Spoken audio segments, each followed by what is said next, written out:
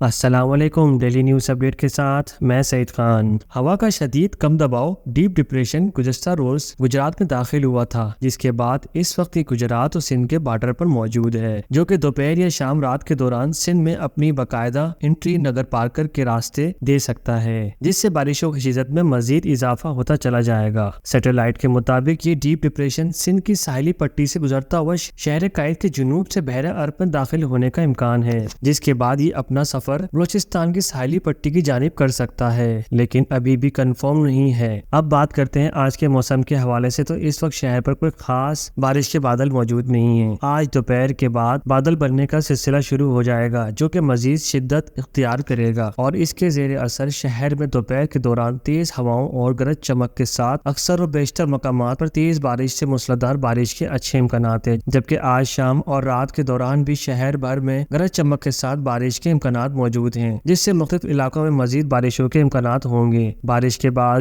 Urban fielding کے امکانات بھی موجود ہیں، جبکہ یہ سلسلہ وقفے کے ساتھ جاری رہ سکتا ہے۔ باقی بے شک اللہ پاک کی ذات بہتر جانتی ہے۔ اچھی بارشوں کے لیے دعا کیجیے۔ بارش اور بجلی چمکنے کے دوران کھلی جگہ پر مت کھڑے ہوں، کیونکہ بجلی گرنے کے بھی واقعات رونما ہو سکتے ہیں۔ تیز ہواؤں کے چکر کے دوران کمزور درخت اور پول کے نیچے مت کھڑے ہوں۔ بارش کو انجوائے کریں، مگر احتیاط کے ساتھ۔ اپنے اور اپنے گھر والوں اور آس پاس کے رہنے والوں کا خاص خیال رکھیں۔ مزید اپڈیٹ کے لیے آپ ہمارے ساتھ جڑے رہیں۔ ملتے ہیں نیکسٹ ویڈیو میں۔ اللہ حافظ۔